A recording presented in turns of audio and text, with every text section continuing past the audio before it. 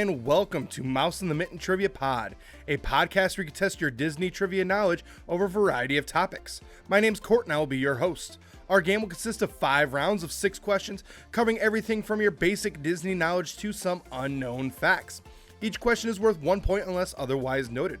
Make sure you follow us on Facebook, Instagram, and TikTok at Mouse in the Mitten. If you're listening to us on podcasts, make sure you follow us there. And if you're watching us over on YouTube, make sure you hit that subscribe button, hit that bell for notification.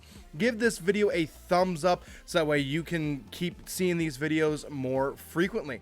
And hey, planning a Disney vacation, there's a lot that goes into it. If you need a little bit of help planning your next Disney vacation, I would love to be able to help you out. All you got to do is email me at mouseinthemitten@gmail.com and I will get you all taken care of.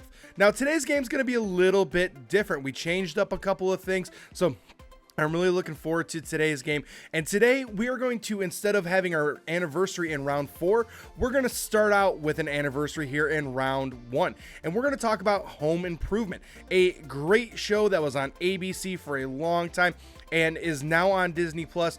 For me, it's a favorite, and I'm from Michigan, so you'll find out why it's a favorite here in our state as well. So let's get started here with question number 1. What the Santa Claus and Toy Story actor played the lead role on Home Improvement, as well as provide the source material for the show? Question number 2. Within 2, what year did Home Improvement air its final episode? Question number 3. What Lion King, I'll Be Home for Christmas, and Man of the House actor played one of the sons in Home Improvement? Question number 4. What TV show did the main character host with his co-host, Al? Question number 5. Created by Dan Folliart, what is the name of the theme song for Home Improvement? And question number 6. One thing the main actor was known to do throughout the show was wear college shirts for various Michigan schools. Western Michigan was his alma mater, but what school did he sport 8 times more than any other school? Alright, I'm going to give you a few seconds worth of music, try to come up with those answers, and then I will return.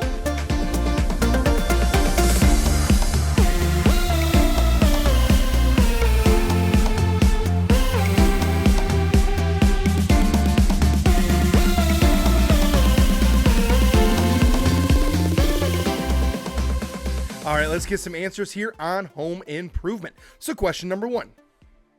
What the Santa Claus and Toy Story actor played the lead role on Home Improvement, as well as provide the source material for the show? Well, that was Tim Allen. And he played his character, Tim Taylor, in the show. Matter of fact, Tim the Tool Man Taylor will kind of get to that here in a little bit as well. But yeah, he provided the source material. At the time, Tim Allen was a stand-up comedian, and Tool and Home Improvement was his first show that he did. He had made like sporadic appearances here and there, but this was his first show that he was the star of. Now, there were times during the series run where he had to be in every single scene, and sometimes the way that they did some things, you could tell they were kind of forcing him in there, but overall he did a very good job for it being his very first major acting credential. Question number 2. Within 2, what year did Home Improvement air its final episode? Well, it aired on May 25th, 1999. So in order to get the point there, what it had to say between 1997 and 2001. Now, later on, we mentioned about the sweater thing and how it's from Michigan. It's set in Detroit. So I remember in Michigan, this being a big deal because Tim Allen's from Michigan. It's based out of him and his love for Detroit, everything else like that. So it was a big deal that it was coming to a close after a very successful show. Question number 3. What Lion King, I'll Be Home for Christmas, and Man of the House actor played one of the sons on Home Improvement? Well, that would be Jonathan Taylor Thomas. He played the middle son on Home Improvement and did a great job.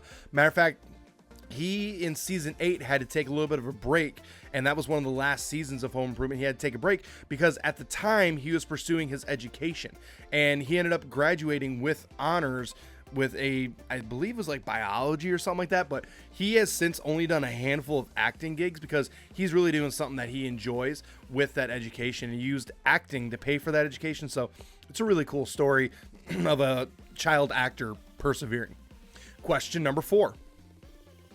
What TV show did the main character host with his co-host Al? Well, they host Tool Time, and that's where we get Tim the Tool Man Taylor.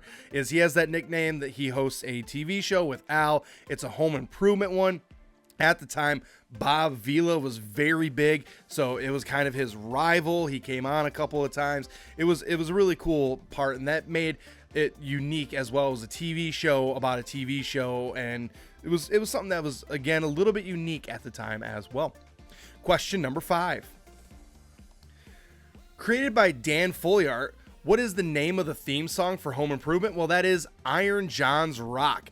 That's this da da da da da da da da da, that whole thing and the intro, and it's in, again, for me, iconic. I grew up on this show, so for me, that theme song is iconic.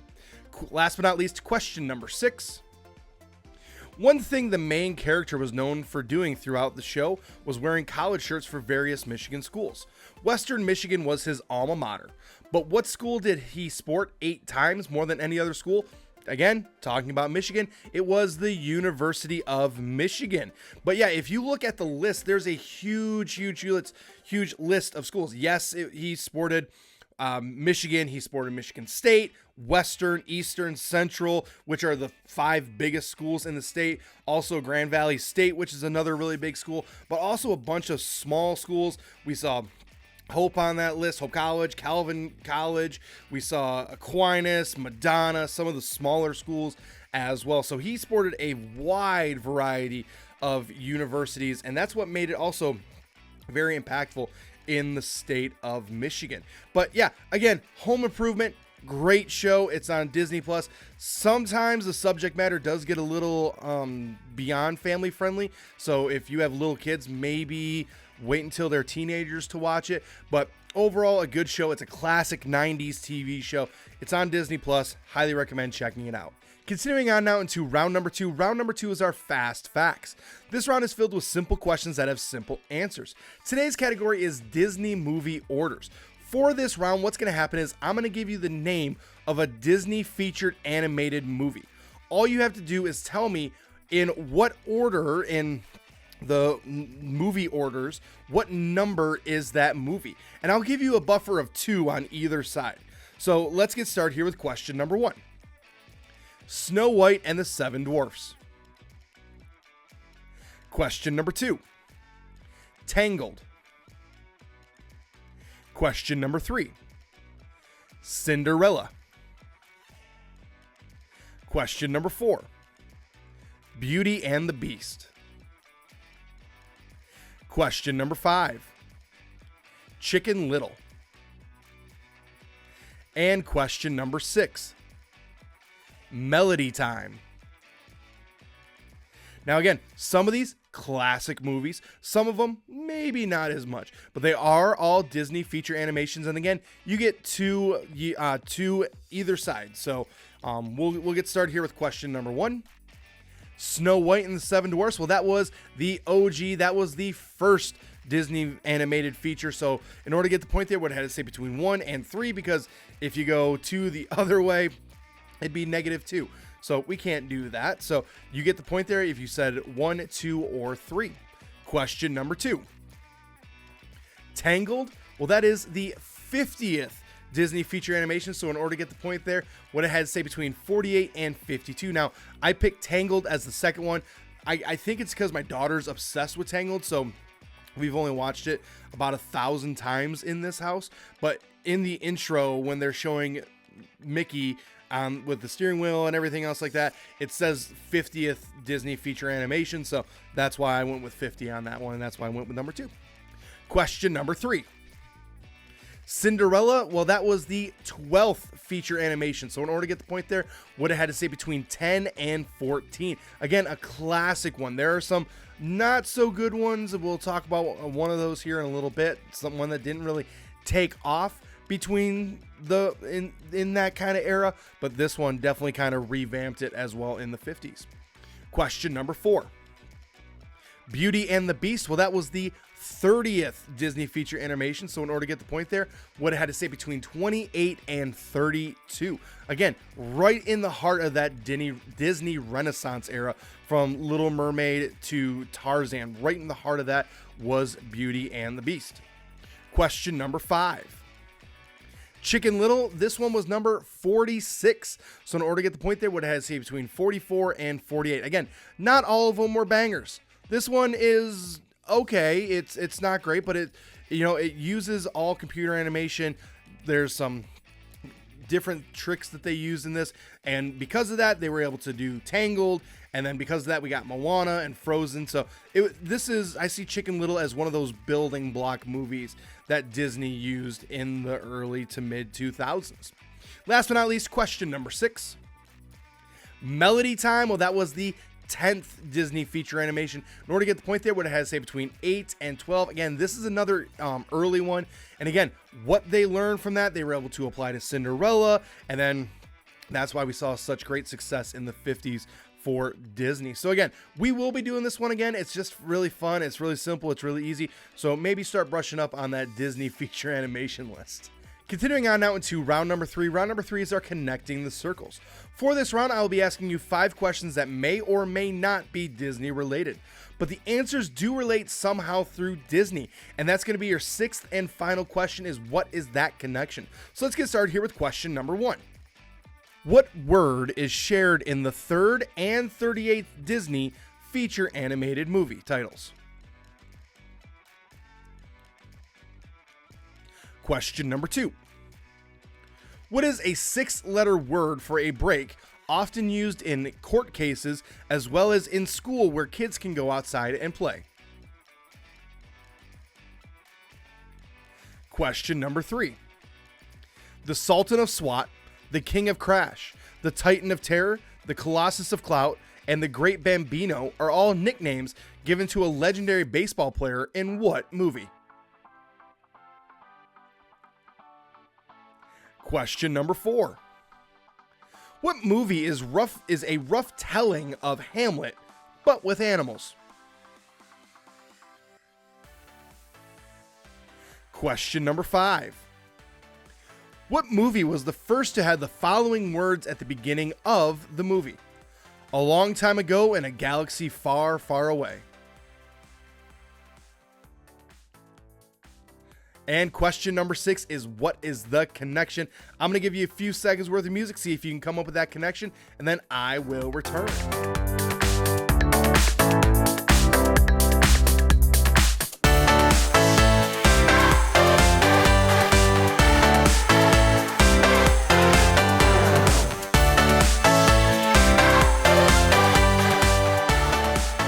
All right, let's see if we can connect those circles. So question number 1. What word is shared in the 3rd and 38th Disney feature animation movie titles? Well, that is Fantasia. Fantasia was the 3rd Disney feature animation. It is really long. It's kind of boring, but it's cool. Definitely some advancements in animation were made in that movie, but it can get a little droll. Fantasia 2000, though, much better, much shorter. Definitely a lot more fun. Question number 2. What is a 6-letter word for a break, often used in court cases as well as in schools where kids can go outside and play? Well, that is recess. Oftentimes in court, they'll ask for a recess. We use that in school as well as a chance for kids to go out and play, burn off some energy, all that sort of stuff. So yeah, recess was the answer to question number 2. Question number 3.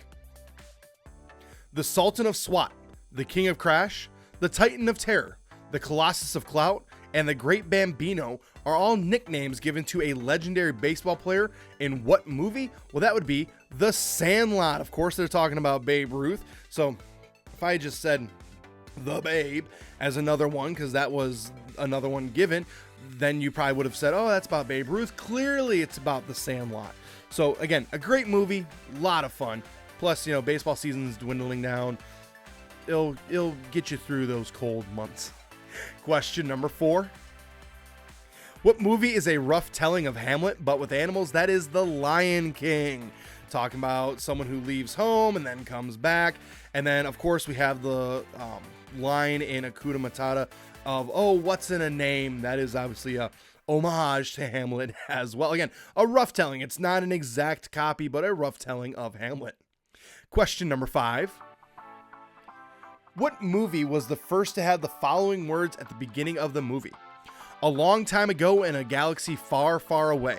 Well, that was Star Wars Episode 4, A New Hope. If you had just said A New Hope, give yourself the point. If you said Star Wars, give yourself a point as well. I'm good with it.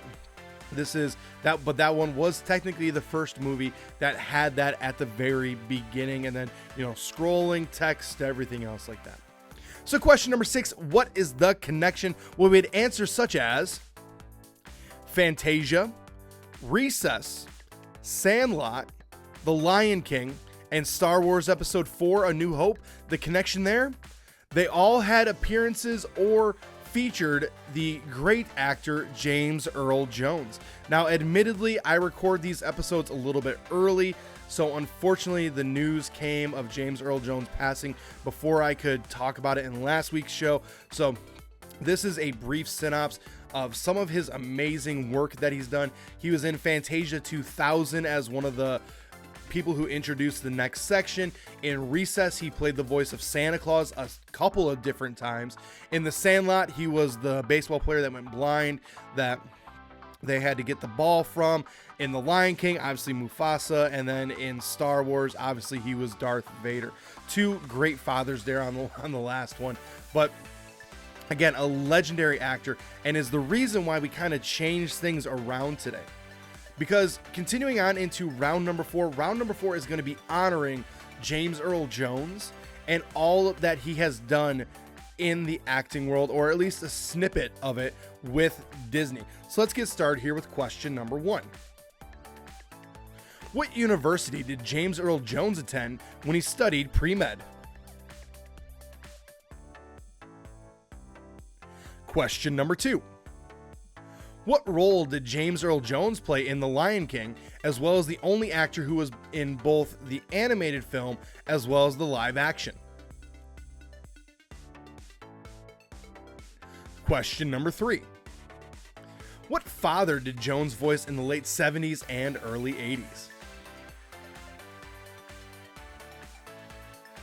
Question number 4. In what year did James Earl Jones win his Oscar to complete the EGOT? Question number 5. During the mid-1960s, Jones became one of the best-known actors in what well-known writers' plays? And question number 6. Name either of the 2 video games that James Earl Jones lent his voice to for Disney. All right, I'm going to give you a few seconds worth of music, try to come up with those answers, and then I will return.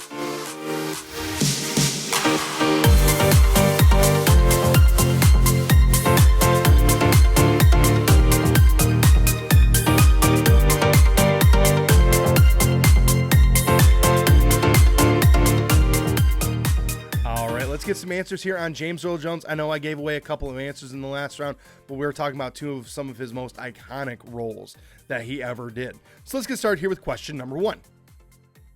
What university did James Earl Jones attend when he studied pre-med? Well, he went to the University of Michigan. I want it to be stated here and now, Yes, this is Mouse in the Mitten, and yes, this is the second time we've brought up the University of Michigan. I'm an Ohio State fan. I just want to state that clearly. But if you've ever been to a football game at the Big House at the University of Michigan, he has lent his voice to the intro video. It's a really cool intro video. To their credit, it's really cool. It's cool, and that's when I learned that he was a alum of the University of Michigan. And that's when I learned just how deep his roots are in Michigan as well. Question number 2. What role did James Earl Jones play in The Lion King, as well as the only actor who was in both the animated film as well as the live action? Well, that role was Mufasa. Again, we talked about it earlier, great father. But yeah, he was technically in both. I think he's somehow associated as well with the Mufasa movie that comes out later this year as well. Makes sense. He is the voice of Mufasa, so I think that he is associated with that as well, which will be just all that more meaningful when it comes out later this year. Question number 3. What father did Jones voice in the late 70s and early 80s? Well, that was Darth Vader. Again, talked about it. 2 great fathers, Mufasa and Darth Vader. Darth Vader died for his son. Spoiler alert, I guess. But yeah, he was the legendary voice. He was not the actor in the costume. The actor was much taller, but definitely was able to provide a fantastic and memorable voice as well. Question number 4. In what year did James Earl Jones win his Oscar to complete his EGOT? Well, that was 2011. And he won his Oscar for vocal performances, but he had won his Tony way back in the, I believe, 60s or 70s. Grammy and Oscar both came in about the 80s, 90s there. And then 2011, he got his Oscar, so he was able to complete his EGOT. Again, he's one of only a handful of individuals who have done that, who did it through acting. There are others who have done it other routes. He's one of the few that has done it through acting. Question number 5. During the mid-1960s, Jones became one of the best-known actors in what well-known writers' plays? Well, that would be Shakespeare. So yeah, in the 1960s, he became very well known for his ability to act in Shakespearean plays. And he was requested a lot, and that's what really put him on the map for acting, and that led to a lot of other roles. Eventually, it led him to The Great White Hope, which got him his Tony Award, which led to the movie adaptation where he played in that movie, and everything continued to build from there. Last but not least, question number 6. Name either the 2 video games that James Earl Jones lent his voice to for Disney. Well, in order to get the point there, would have had to say either The Lion King, Simba's Mighty Adventure, or Kingdom Hearts 2. If you had just said Kingdom Hearts, I'll give you the point there, but specifically it was Kingdom Hearts 2. If you named either one of those movies, give yourself the point there. But again, a legendary actor, a legendary voice, just definitely someone who every time he was involved in something, you just felt the need and felt gravitated to watch it. He did stage performances all the way through the 2000s. He did so many different things, and all while being, from everything I've heard, one of the nicest people to ever come across. So again, we remember a legend, and he will be greatly missed. Wrapping up today's game, round number 5 is going to be simply name that person. The way that this one will work is, instead of questions, I'm going to give you clues to who this person is. If you can guess that person after the first clue, you get 6 points. After the second clue, you get 5, so on and so forth. So let's get started here with clue number 1. This person was born on May 30th, 1971 in New York City and went to NYU. Clue number 2. This person was a bar/bar mitzvah singer while going to NYU. Clue number 3. Rent was the first Broadway credit for this person, as well as one of many film credits. Clue number 4. From 2003 until 2014, this person was married to Taye Diggs, and since 2017 has been married to Aaron Lohr.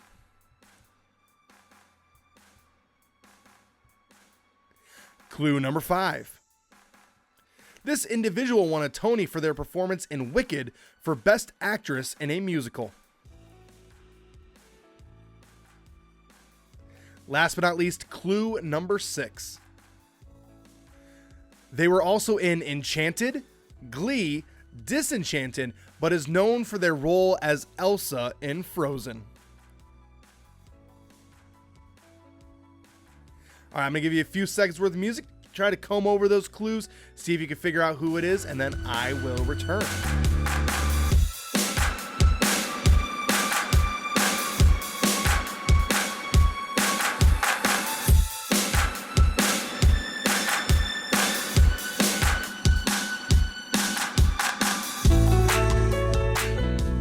All right, let's figure out who this individual is. So, again, from New York, went to NYU, did bar mitzvahs and bat mitzvahs while at NYU to kind of pay for school, was in Rent, both on stage and in the theaters, has some acting credits to her name, a lot of awards, known for being in Wicked, but most notably known for being Elsa in Frozen. That is Idea Menzel. So yeah, she's been around for a while. She's done a lot of really good things, and everything she's done has been really top notch. Now, she does have some acting credits where it's just her acting, and you know, I get where she's trying to do, but it also breaks my heart a little bit because we don't get to hear her sing. I have a feeling that when you heard those first 2 clues, you were thinking either her or possibly Lady Gaga, because it's similar. They're both from New York City, both went to NYU.